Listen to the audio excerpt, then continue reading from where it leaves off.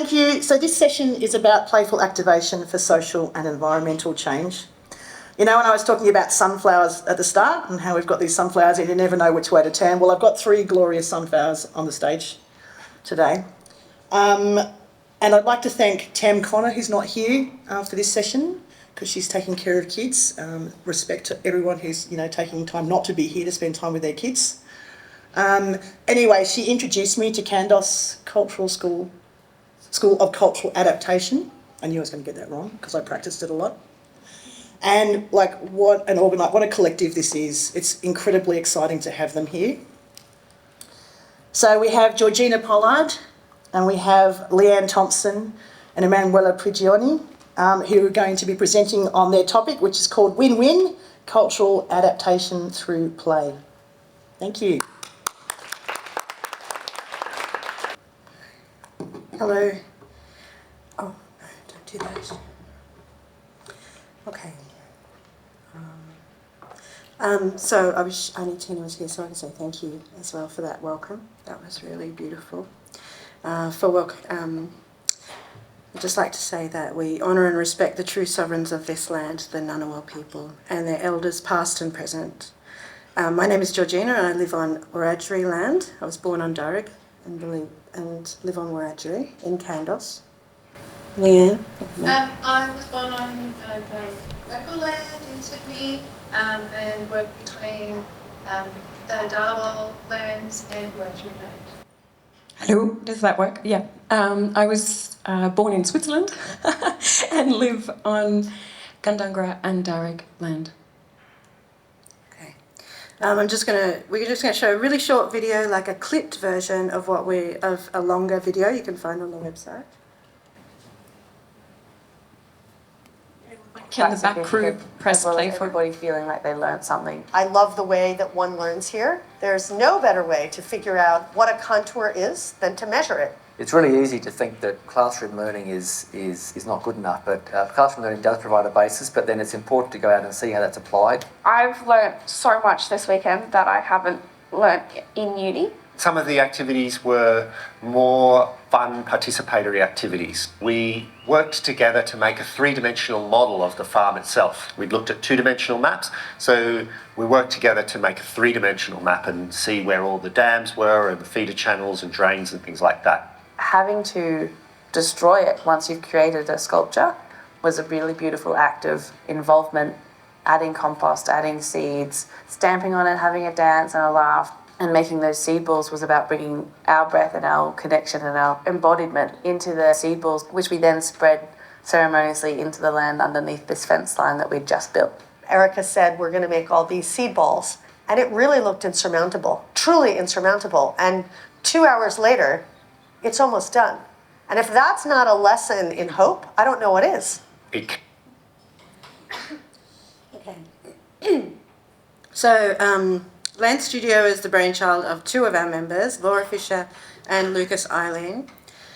Here, art students from Wollongong University have gone to the farm Epicurean Harvest in Little Hartley, and they're learning about farming and looking after the land.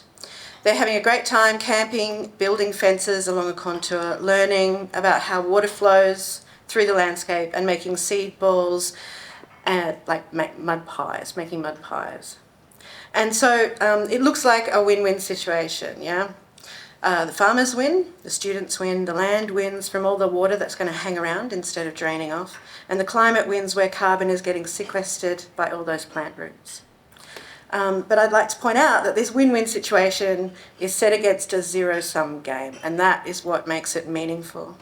Our artworks don't often hang in galleries. Rather, the communities that we work with are living with the realities of droughts, floods and bushfires.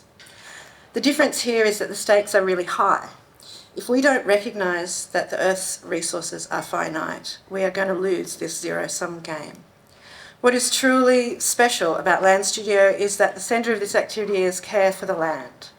This fun, learning, generous activity takes place where the land is not a backdrop, not a resource, but a player. Kandos School of Cultural Adaptation began in a small post-industrial regional town, which for 100 years produced cement. But after the cement works closed in 2012, Academic Anne Finnegan, my partner and I, Alex Swisser and me, we were both artists, started a contemporary arts festival called Cementa. The future of the town was uncertain, and the festival was a means of addressing and reimagining what the future of this small town of around 1,000 people could look like. And so the festival has been going for 10 years now, and it's always 40 artists, which actually generally grows to about 60 artists. But it's 40 artists over 4 days, and they're asked to engage with the town, and so they come from all over the place. They do a residency, and then they hang out in the town and put on a work in the town. And so the town is very small, but it sort of blooms in size for 4 days.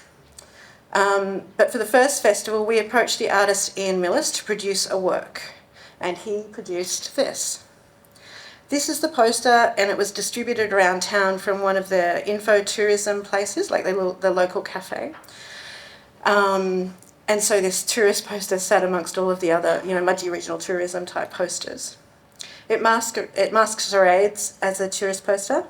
It presents an alternative fictional history of Kandos. Kandos is a lovely little town, but it's nothing all that remarkable, similar to many other regional towns. But in this poster, it's a town that is exciting, ambitious, and innovative. The towers of the cement works have been transformed into a diving training centre. Travelling through Kandos is easy. You just grab one of the plywood bicycles that we've made, the town has made.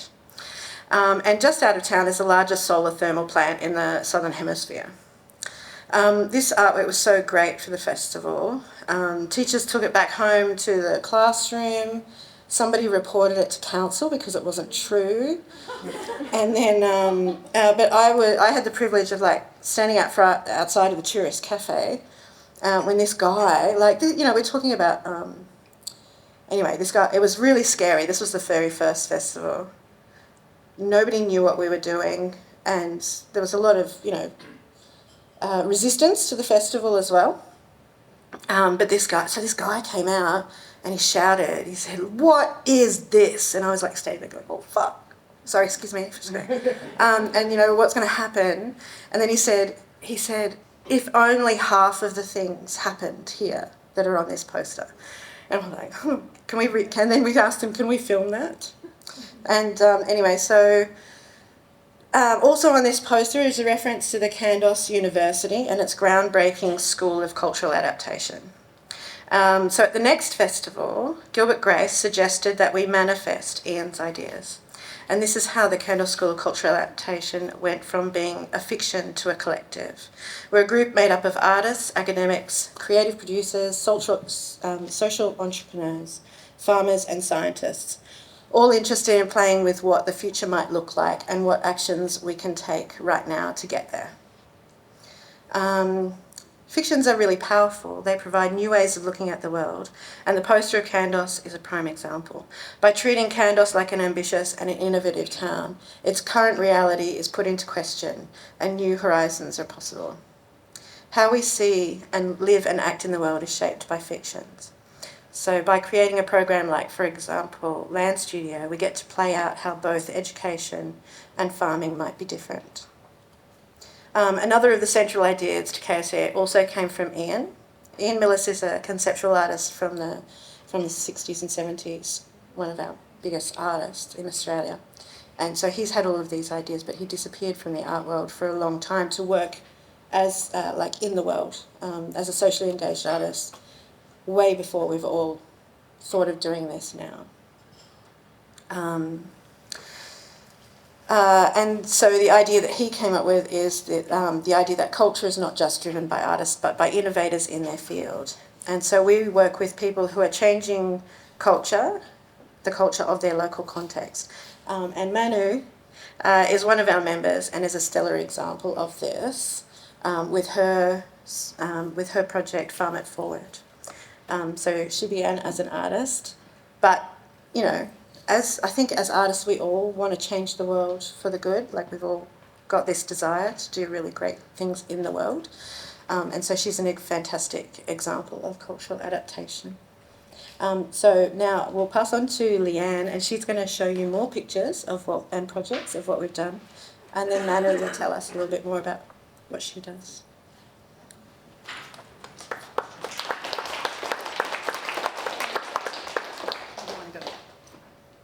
Not quite sure how to do this. So I might come and stand up here, but I'm just going to push that. Is that okay? So I can see without falling off the back. Okay. All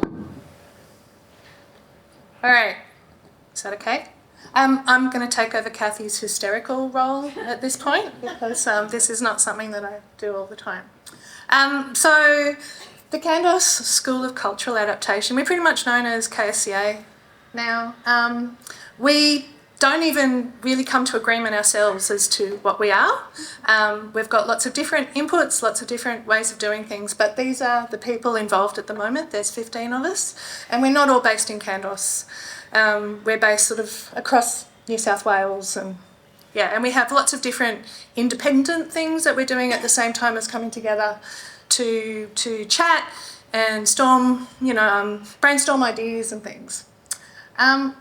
I just wanted to run pretty much with three of the things that Georgie said to start with, is the fact that we really see the land as being one of the key things we need to engage with again at the moment. Like for everybody, this dislocation of urban spaces. And so by bringing the land forward and having it as a really key collaborator, we don't see it as a backdrop. Doing things with people is really important. So everything we do is around community, and that's not always, it's a multi-species community. It's not just around the human component.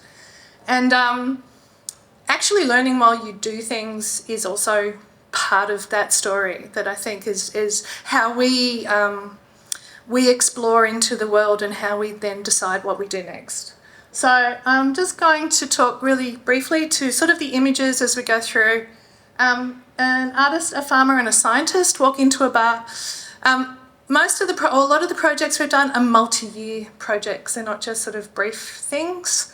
It's about forming a collaboration with a community, and then it plays out over time. Sometimes it never even really finishes. A lot of our projects sort of meld into one another and different aspects sort of come together, and we suddenly find these really interesting intersections between the people involved, because often when we go into a community, we'll find that there's someone in that community who we can sort of identify as a super connector. They don't necessarily see themselves that way, but we don't have the ability to necessarily be on the ground straight away. And so bringing or having long conversations and dialogues with those other people that we can see are actually doing things and they're really engaged in their local context gives us a bit of a pathway. So there were 8 different projects in this, which each project had a scientist, an artist and a farmer involved. And I'm going to just talk to, firstly, the one that Georgie undertook, which was looking at biochar and biochar for its carbon sequestration capacity, but also as an artist, she was drawn to it because that's your artist charcoal. This is the process that makes artist charcoal. And she was working with Roy out of the living classroom at Bingara, which is a really interesting reimagination of the commons out in Bingara, which is far north, midwest New South Wales. So having on board a range of people to actually go through processes is how we actually learn things, isn't it? So you can come into a space and not know anything, but if there's other people there who know things, we can all bring a different sort of tacit knowledge to the activities. So there's particular form in making the fire that actually makes the process work, that takes the oxygen out and actually creates biochar. Biochar is also this amazing thing that can put nutrients and it has a way of activating soil that gives soil much more capacity. This was part of the project of making charcoal. But then Georgie took part of the artist, farmer, scientist project was there was a big festival up at Bingara that was called Groundswell. Lots and lots of different people were involved. And so Georgie made some great sort of reimagined some playful activities like musical chairs and also pin the tail on the donkey, and using charcoal as a way of sort of creating some different rules, reimagining the rules, so that the space was reduced over time. There were also blindfolds involved. There's a little quote. Not going to read it out. But they were full body activities that engaged often people who wouldn't think to pick up a drawing material and do something with it. It wasn't about what was produced, it's about the process itself. So Imogen Semler is also another one of the artists, and she was working with this project with a whole range of different farmers who were looking at regenerative processes. And this is Dr. Judy Earle, who's based up in New England. She was trying to come to terms with changing climate and stock needs and the complexity that was involved in that. And so the brainstorming that Imogen and Judy did together actually ended up creating a game that was taken to one of the Cementa festivals to trial. But it was about trying to have all the different components that a farmer needs to deal with on a day-to-day basis, and then a seasonal basis, and then a financial basis, and then throwing some climate change and see how, so there's a roll of the dice. Is there rain this year? Is the grass going to grow? Is there actually anything to graze my animals on? So Imogen has been refining the game. There was a lot of little plastic animals involved. And then recently another project we've been working on, which is with the Lithgow Transformation Hub. We did another workshop with them, with some local farmers in the Kapiti, and it was called The Puzzle of Rehydration, I think. And so we also brought it to actual farmers in the area, and they were really amazed that they couldn't never get it right. They were always running out of something. So taking that sort of knowledge that they believe they have and putting it into a sort of a process that makes it a little bit more random, but also taking away their opinionated view as they come into it, and actually seeing that, oh, there are lots of other different ways of looking at this. I'm going to move right along because I'm a bit aware of the time. So another project we were working with in the Kapiti looked at the entire watershed of the Kapiti. It was in conjunction with a project called Resilient Farmers, and it basically came out of the big drought. There was not much water left in the Kapiti Valley at the end of 2018. And so we proposed that we could do a creative engagement that sat next to the more structured mental health project and weave some sort of artistic component into the 2-year project that was already underway. The way that KSCA tends to work is that we don't have a preconceived outcome. We actually go into a collaboration with a community, and because of that, they actually hold the catalyst for where we go. So all we're really doing is bringing in some tools, and then we let them lead us down a path that is a surprise journey. You know, nobody really knows where it's going to go, and we're actually just being responsive to the needs of that community and also to the capacity for change that's already there. The key thing is it's co-created. So this is sort of what the landscape looked like at the beginning of the project. There's not very many opportunities for social engagement on sort of normal farmland. Everybody's quite dispersed. And so we did things like have a big film night, but on that opening night as well, there wasn't really any water around. So I put a light sculpture in a lovely little wetland that was just behind the screen. And as the sun set, that drew people in, and suddenly you could hear the conversations happening around, why is there water here? Why is there still things living here? Because this isn't happening at my place. So they were the sort of dialogues and conversations we wanted to sort of get going. There was a scientific component. We had hydrographers come in and talk about the nature of the valley. And then we also had people like Stuart Andrews from Darwin Park Training come in and talk about regenerative farming techniques and natural sequence farming.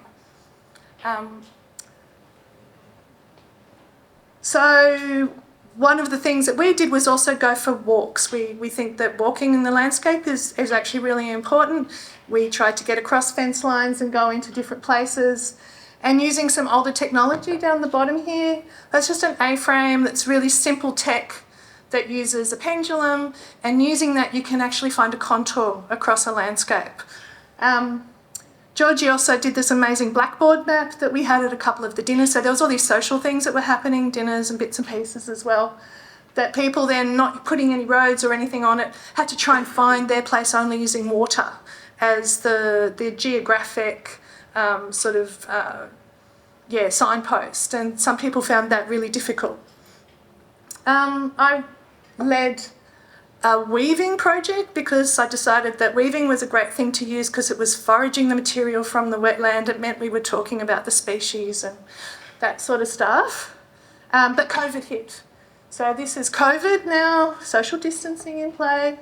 And we could only have sort of 10 people that then we hoped would go into the community and spread that knowledge. We had a couple of master weavers involved. This is Peter Williamson, and we also had Lanny McKenzie. And so then what we were doing were just like little weaving circles, and it ended up being a great thing. We discovered that there were a lot of individual older women who were living in the community who were sort of unseen and hidden, but this process actually created a social engagement for them through COVID because a lot of them weren't even digitally literate. We linked in with the first land studio. And so this is drawing a continuous line across the contour, which is a natural sequence farming method for distributing and slowing down water. And then along that contour line, so that became on the road, so everybody in the community started going, what's going on here? We lit it. And then along that contour, we created this, everybody was invited to weave a circle and bring it down, and we bound it together. So that was sort of the finished sculpture that was just left as an ephemeral thing in the environment, and it's broken down now and created sort of a more pragmatic change to the landscape in that place. There was also an amazing water ceremony that was initiated by Peter Swain, who's a local Derby Wiradjuri man, and his family, and we went to the headwaters of the Kapiti River at dawn, and every single pot on each tributary that day. This was the celebratory weekend for the project. We stopped and had another water ceremony, all these different places along the river, and at the end of the day, as the water left the valley. Not sure how I'm going for time. Quickly just look at Land Studio as well. This is a great comment from Alex Wisser. By respecting the culture and perspective of the communities with which we work, we earn trust to introduce novel ideas and challenge conventional perception. This creates buy-in from the community members who experience the project as something that they have a stake in and that represents them. That's a real key sort of philosophy for us. Georgie's talked briefly about Land Studio, but one of the great things is that land is in the forefront. So these were doing pragmatic actions in the landscape to help the farmers that they necessarily didn't have time to do. So if you're trying to change your practices as a farmer, to take on some of the regenerative practices, finding the time and resources to do it is really difficult. So the first two were art students from Wollongong Uni, and we were working in conjunction with the Mulloon Institute and Kapiti Valley Landcare.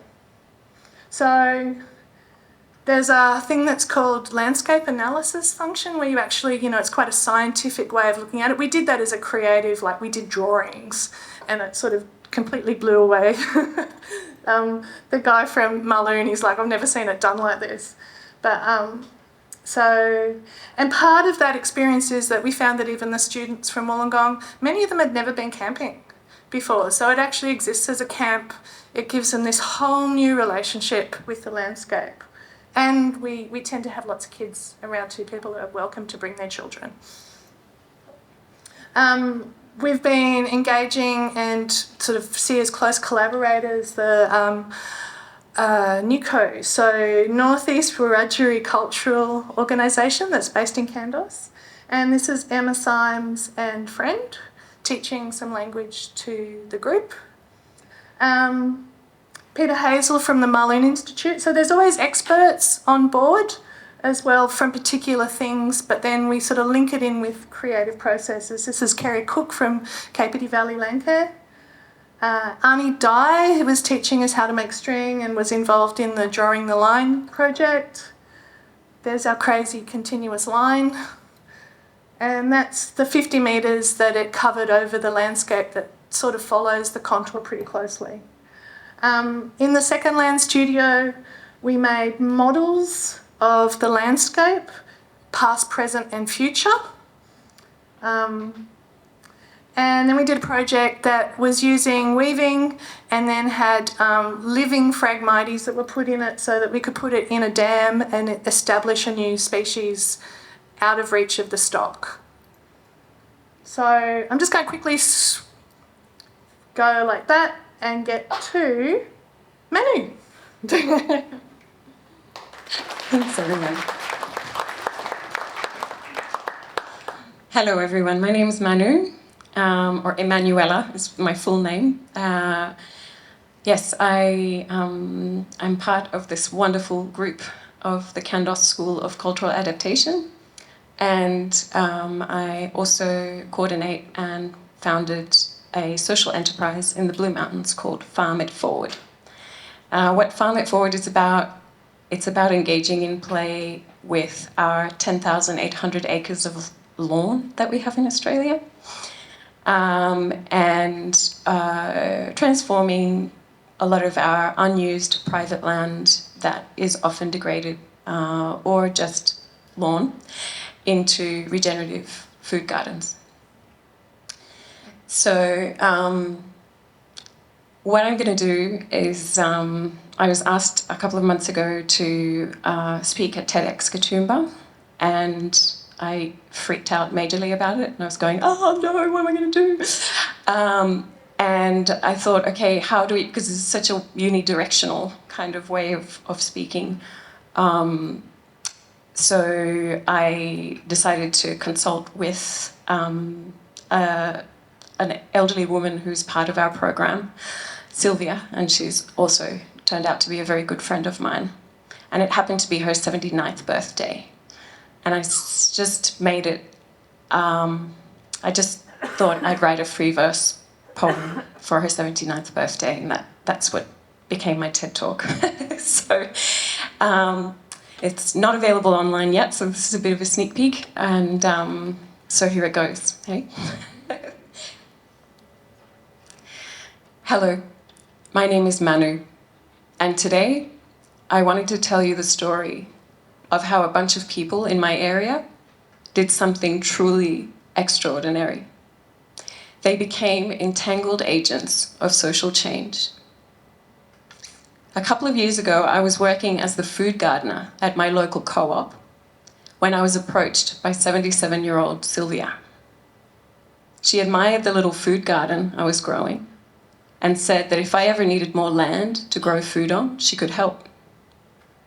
Her 5-acre property nearby had a disused early 20th century tennis court that she always dreamed would one day be transformed into a food garden. At Sylvia's stage of life, there were several reasons why she couldn't make this happen by herself. Or could she?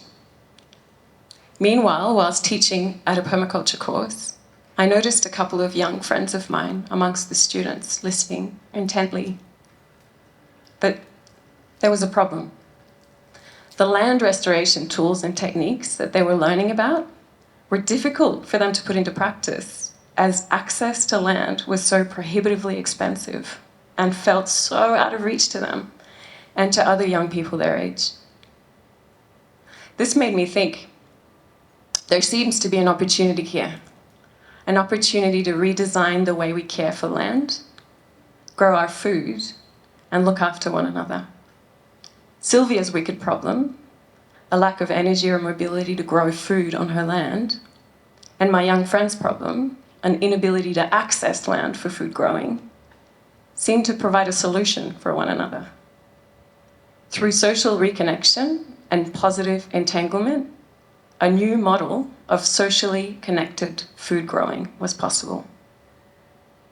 I soon realized that this was not an isolated event. Sylvia's situation was not an isolated event, and neither was the situation of my young friends. This was a repeating pattern in our community. So what if we reconnected all these people in a beautiful tangle? What do I mean by tangle? Isn't entanglement risky or scary or messy? Switch glasses. Through a different set of lenses, entanglement is strong, resilient, and beautiful.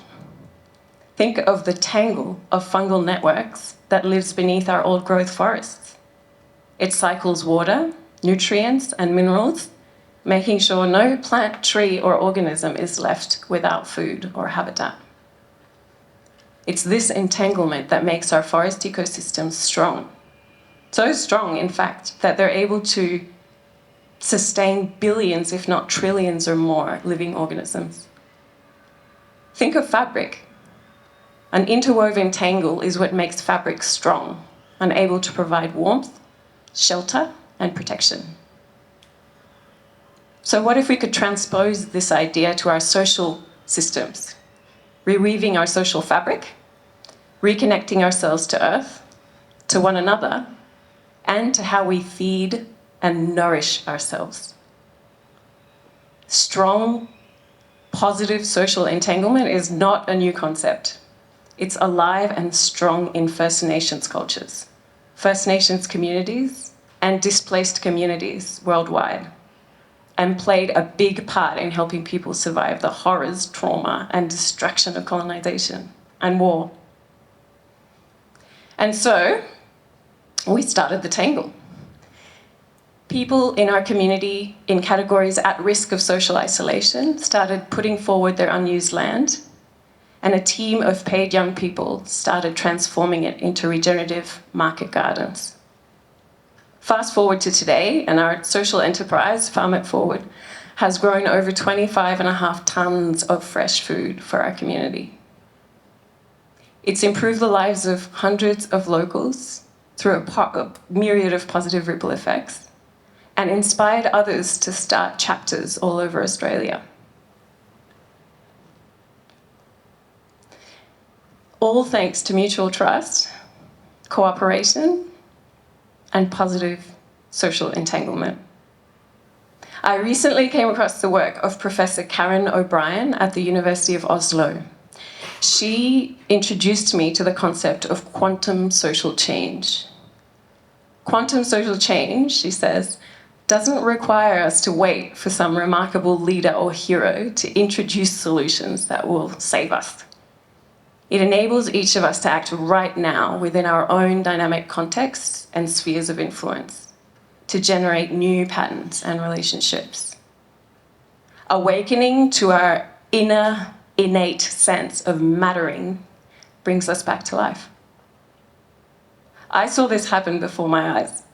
I see it every day with Farm It Forward, in our residents, in our young growers, and in our volunteers, all radiating a sense of purpose, belonging, and innate mattering as entangled agents of social change. So the moral of this story, you matter.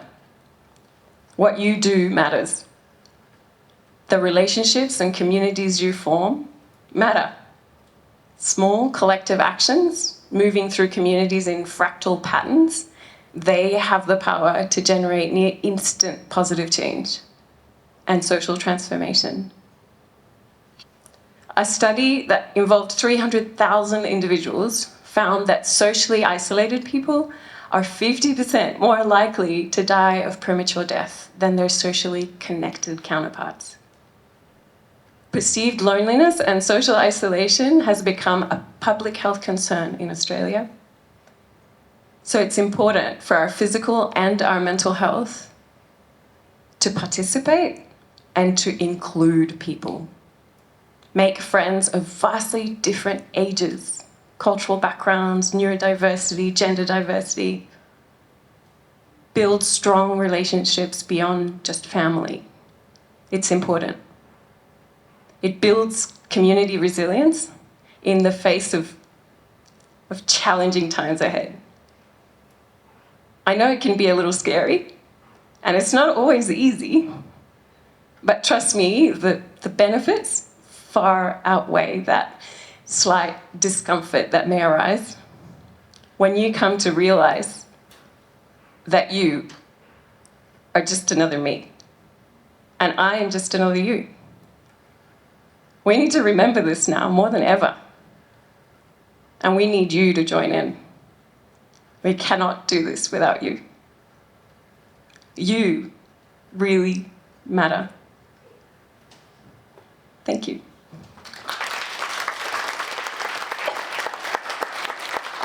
Thanks so much. Thanks, that was my free verse poem way of of dealing with that. But yes, we like to play with edge spaces, and edge spaces are often hidden, or that beautiful example before that Leanne was talking about, where older women tend to be the quiet observers. They form a really, really important part of our society and culture, but tend to get maybe brushed aside or forgotten as they get older. So we found that a lot of our residents that are part of our program, because we do have 8 different food growing plots now in the Blue Mountains, we found that the residents were retired carers, mostly retired carers, retired nurses, retired doctors, and we found that a lot of the volunteers and the volunteers who would come and help us were also carers, nurses, doctors, etc., frontline workers. During the bushfire, we went, of course, the Blue Mountains was a perfect place to start because the Blue Mountains knows crisis. You know, we've had multiple catastrophic bushfire events, and so the community knows the importance of the grassroots, you know, the importance of knowing the name of the person who lives next door and 3 doors down and further, because, you know, when hits the fan, you want to be able to, you know, make sure you know everyone's okay, or check. And who knows that? Well, the community that you're in, not the people coming in for emergency situations. So yeah, anyway, so I was approached by this lovely bunch and reminded that I have an art degree, a fine art degree. And these guys just went, hey, what you're doing is socially engaged art, which is interesting. So I just absolutely loved how aligned we were in that multidisciplinary approach of bringing together different people of different backgrounds and putting our heads together. So yeah, that's it. Thank you.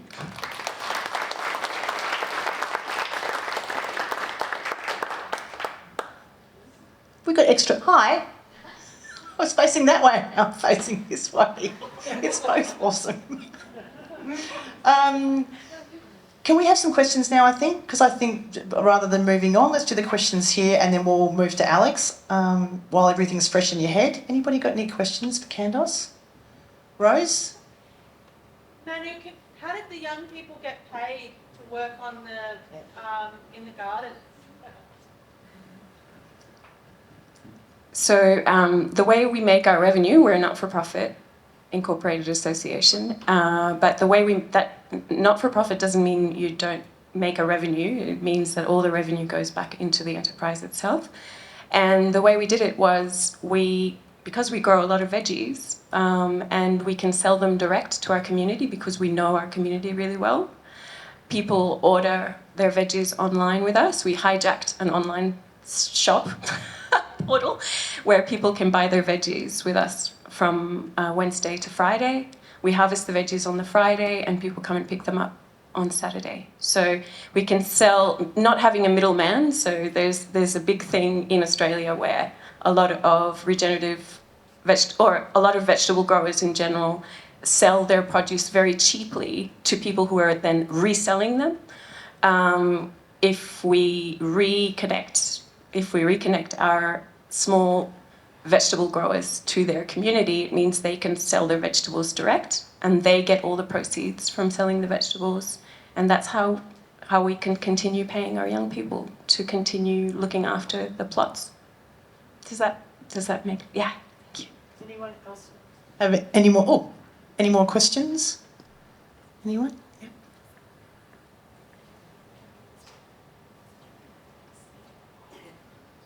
Also for Manu, thank you for that. That was really beautiful and a lovely way to express what you've been working on. I wonder if this is something you feel you and your organisation could grow in different parts of the country, or does it become a franchise model? Do you see this going bigger? Yeah, that's a really, really awesome question. Thank you. Because I forgot to say that we felt really strongly about open sourcing our blueprint. So the way we see it is much stronger, not to grow in numbers in terms of our own little node in the Blue Mountains, but to grow using fractal scaling. So to open source our model so that people have, and not necessarily use, we made it open for people to be able to use our name, Farm It Forward, or not. And so there's at least 10 different chapters that have started all over Australia, so in Western Australia, in Victoria, in South Australia, and in Queensland. And yeah, so we felt really strong about open sourcing it so that we could scale in this fractal pattern way, as opposed to, we're really very passionate about the small and meaningful scale. And the way you can perpetuate small and meaningful is through fractal scaling. Yeah. Beautiful, thank you. Anyone else?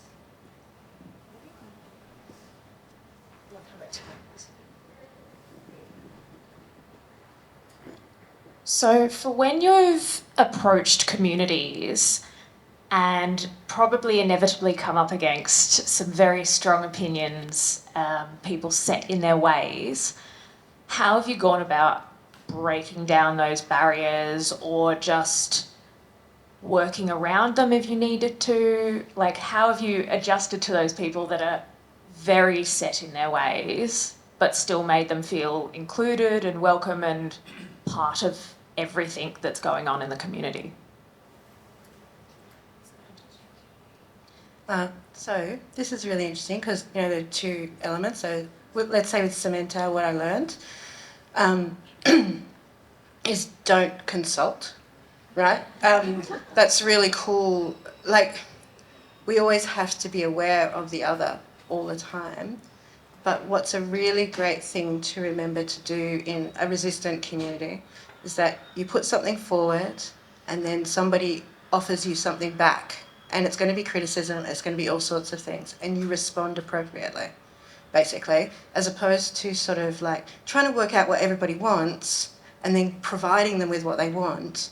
Actually, I'm gonna throw you I'm gonna throw you, a big balloon or whatever, and then, you're going to hit it back or pop it or whatever, and I will respond to that. As opposed to, and so that's really important.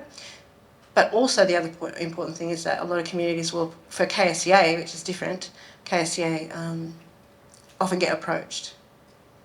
So let's say for the KBD Valley Hydrology Project, the important part about that was that there was a farmer in the valley who wanted to do a different type of farming, and they would feel alone. They also feel ridiculed. They feel very vulnerable. And then these artists turn up who are weird. Everybody's like looking at them sideways, and we don't care if anybody, we don't care if anybody's looking at us sideways. Whereas if you're a farmer, you're much more vulnerable. And so you're garnering support for that person because they're the ones making the change, and we're sort of putting the sort of elements around that make them feel a bit safer, basically.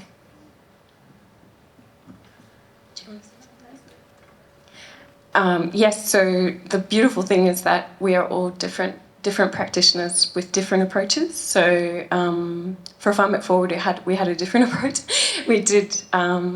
We used a systems thinking methodology called the iceberg analysis. I don't know if you've heard of it before, where you look at patterns in the community and you look a little bit further into those patterns. Why are those and when I say patterns, it's the repeating events, things that repeat themselves. And you look at why those patterns are occurring in the community and what the structures are that are allowing for those patterns to happen, and then the mental models that are allowing for that, for those structures to have been put in place. And that's where you can really get to the bottom of where you start to understand and start to relate and start to be able to redesign and get to a common ground area with pretty much everyone. So yes, that was our process. Yeah. And I actually think that one of the things we do is about making an alternative space. So along the lines of gap filler, that notion of the social role, if we're doing something where people can actually step outside and have an excuse to behave slightly differently and not feel to and to respond to situations not necessarily within their usual role as a farmer or, you know, whatever, they can actually take on different. And having the kids around also makes a big difference, because that's a different access to go in as a parent, that, you know, that you are open to new experiences that you might not be otherwise. Yeah. Emma, last question. Yes, my question's for Manu about Farming It Forward. Love the concept. With your growth form, are you aware of any instances where that's been taken up by formal community organisations like the council to use community land, given that urban spaces are increasingly rented properties and therefore that option to share is limited, and so therefore perhaps more of a formal requirement to use group land is needed? And the second question is, have you ever had the unfortunate situation where you've had to navigate the sale of the land that you've been using, and were you able to negotiate that with, I'm going to say, heirs for ongoing use, or had that been agreed in advance with the property owner? Yeah, those are really good questions again. In terms of us deciding to use to focus on unused private land, that was a very deliberate decision. We're a very grassroots organisation, and we are a little bit allergic to red tape and bureaucracy. So the way, a little bit like what Gap Filler was saying, it was the sneaky way to be able to dodge the system that was working against us in a way. So yes, in terms of councils being, we have a local council that's extremely supportive of what we do, but we've never tried to grow on council land because of the huge amount of red tape involved. So it would have to be an arrangement. If you were to grow on public land, it would have to be an arrangement that works for both sides. In terms of the using, like people, the sale of land, in our area, which is a peri-urban, when I say peri-urban, it's not rural and it's not suburban, but it's a little bit in between those two spaces. When we put a call out to our community, we knew the people really well who were putting their, by that stage we'd done enough consultation that we knew the people really well who were putting forward their land, and we knew what their story was. And so we have never had this problem, no. We're 5 years in, so 2018. We've never had this problem. I remember, again, learning from Sylvia when she said, you know, she's 79 now, and she says, I think we need to relearn how to build a culture of trust rather than a culture of distrust. And we kind of went with that. That said, we did put together a couple of measures, you know, so we have public liability insurance and and all the different insurances that you need to cover your workers and cover your volunteers. And also, we have a little written contract that we sign together with our residents, and stipulated in that is that all of our infrastructure is completely movable, and that within 2 months' notice we can turn it back to lawn at any time. And that, I think, provided our residents with a certain degree of safety in terms of like, oh, this is not like I'm not signing off my land. It can be a temporary thing. If it doesn't work out, we can revert it back. So that movable infrastructure is really important. And I imagine that when you're using public land, that would also be an important aspect of it. Is saying, look, we have plenty in terms of the problem of moving our infrastructure. That's easy. We can set up a plot in a day. There's no problem at all. And so we can easily move our infrastructure, and we have offers of land every day. So offers of land are not, we don't have a scarcity of that. And so there hasn't been a problem like that. Luckily, our council is also really good in the fact that we're in a national park area, and so subdividing is not allowed in a lot of the blocks that we look after. So non-subdividable land is also helpful. And really knowing and developing a really special relationship with the residents. We always have, our residents are all at risk of social isolation, and there's a reason why they can't make their plots productive. So it's not like we get perfectly fit, amazing individuals who are working full time. We don't generally take those on as plots. There's a reason. We usually really prioritise people who are at risk of social isolation and who have a reason why they can't make their land productive. Thank you.